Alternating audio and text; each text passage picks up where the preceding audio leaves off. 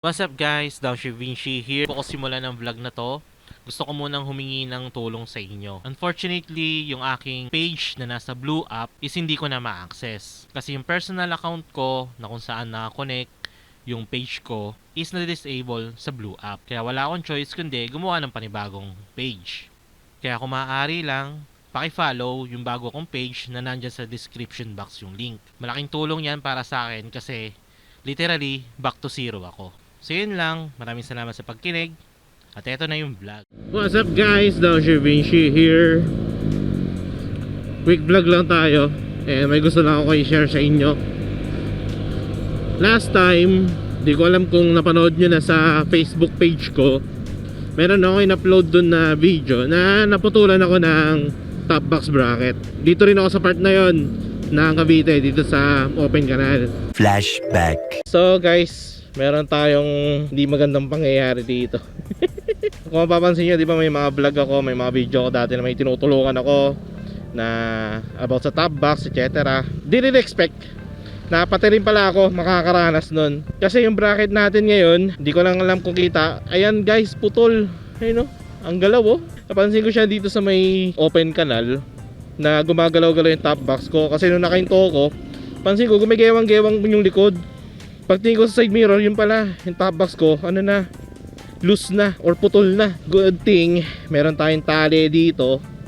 Kaya itatali na lang natin siya. Buti na lang talaga. May extra tali pa ako. Kung matatandaan nyo, dati may tinulungan din ako na rider. Tapos yung top box niya, ganun din, nag-loose din. Binigay ko na sa kanya yung tali ko. Kasi nga, para makauwi siya, etc. And hindi ko akalain na pati ako rin pala makaka-experience ng ganito. Kaya pa naman to i-weld kung tutusin, pero wala na akong tiwala kung ganyan eh, kung putol na eh. Kaya tatali ko na lang to guys. Kung balak nyo bumili ng ganitong klaseng bracket, in my opinion, pag-isipan nyo mabuti. Kasi tingnan nyo yung naging experience ko, natanggal o naputol pa nga. So yun lang naman guys, gusto ko lang kayo bigyan ng update regarding sa nangyayari sa akin ngayon dito sa may open canal. End of flashback. So ang ginawa ko, bumili muna ako ng pansamantala na top box bracket kasi kailangan ko pa rin ng top box eh. Gawa na nagbabiyahe-biyahe rin ako and may mga gamit akong kailangan ilagay sa top box ko. Kaya bumili muna ng pansamantala. Yung binili ko brandless, tigwa 1,500 yung presyo. Ngayon, parang nakakadalawang linggo pa lang siya na nakakabit sa motor ko. At eto na, nararamdaman ko na parang anytime mapuputol na rin tong bracket na to. Actually, nung dumating sa akin yung bracket, balik ko. Since malambot lang yung bakal, at the same time manipis, kahit na may bakal yung braso ko, may bakal yung kamay ko, may bakal yung balikat ko, na kung tutusin hindi na pwedeng puwersahin, gamitin pang puwersa, napuwersa ko yung bracket, na-straight ko siya kahit na hindi pwedeng pampuwersa tong kamay ko. Pero kinabit ko pa rin kasi nga kailangan ko eh. Kaya wala akong choice kundi gamitin muna. And then ayun nga, after 2 weeks ng paggamit ng bracket na yon, nakakabit siya ko sa aking EDV 160. Nararamdaman ko na parang anytime mapuputol na yung bracket kasi masyadong magalaw sa motor ko. Naririnig ko habang nakasakay dito sa motor, habang bumabiyahe, habang dumadaan sa kalsada, especially sa mga malulubak, may tumutunog-tunog sa may part ng bracket. At the same time, tuwing tumitingin ako sa side mirror, maalog yung top box, which is dapat stable. Kung bibili talaga kayo ng mga bracket, lalo na kung gagamit kayo ng alloy top box, dapat talaga mga heavy duty yung gamitin nyo. Kasi itong bracket ko, for me, and in my opinion, functional naman siya, pero don't expect na kaya niyang bigat ng isang alloy top box. Siguro plastic top box pwede pa. Hindi naman kasi ganun kabigat ang plastic top box. Take note pa, wala akong mabibigat na nilalagay sa top box ko.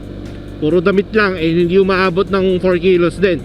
Kaya hindi na rin ako nagtataka kung bakit ganyan na agad yung nangyayari sa top box bracket ko. So, bakit nalog agad yung top box ko. Kung gagamit kayo ng alloy top box, mas better yung mga heavy duty, yung mga subok na. Maraming brand na magaganda ngayon dito sa Pilipinas na talagang heavy duty yung mga bracket nila. May mga napatunayan na kumbaga. Good thing na nga lang din, napansin tayo ni DC Monorack. Shoutout sa inyo mga boss. Nag-comment si DC Monorack and sagot na daw nila yung magiging top box bracket ko. So yun, hintayin lang natin na dumating yon. ikabit natin sa motor ko. And hindi ko na kailangan i-testing yun. Once na nakabit yun sa motor ko, sobrang tiwala na agad ako na hindi na yung mapuputol basta-basta. Kasi nga, may napatunayan na si DC Monorack. Proven and tested na yan. Hindi na kailangan ng in-depth review regarding sa brand na yan. Kilalang kilala na yan na talagang heavy duty yung bracket nila. Ngayon pala, nagpapasalamat na ako sa DC Monorack para sa pagsagot ng aking top box bracket para dito sa Honda EDV 160 ko. Hintayin lang natin dumating, tapos compare natin yung bakal ni DC Monorack dito sa bakal na nabili ko na tigwa 1.5. So bali-balita na lang sa mga susunod na mangyayari. 3 days later. Yo guys, eto na nga pala, nakauwi na ako ng bahay and then ilang araw na rin pala ang lumipas. At eto na nga, dumating na yung hinihintay natin na top box bracket from DC Monorack. Yan, shoutout DC Monorack sa pagbigay ng bracket na to. Thank you sa pag-sponsor ng bracket na to kasi yun nga, napanood nila yung vlog ko na naputulan tayo ng top box bracket. Tapos, nag-comment sila doon and then yun nga, sasagutin daw nila yung top box bracket na naputol para sa aking Honda ADV 160. So yun, gusto ko lang kayong bigyan ng quick overall look regarding dito sa top box bracket na to kasi kung makikita nyo, grabe, visual pa lang, kitang kita na talaga yung high quality na itong top box bracket na to. Kasi kung papansin nyo sa weldings, hindi tinitipid yung weldings, ang kapal. Yung mga part ng weak point ng bracket, talagang pinag-aralan, talagang maganda yung pagkaka-weld, ganyan.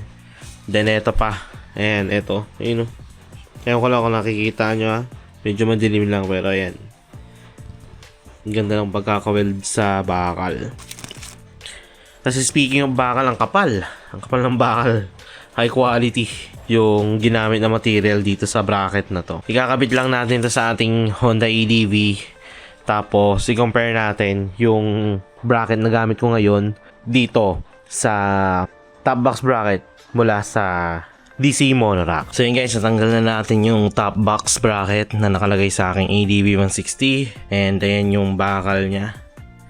Papansin nyo, manipis lang compare dito. Ayun, kitang kita yung nipis na ito compare dito sa DC Monorack.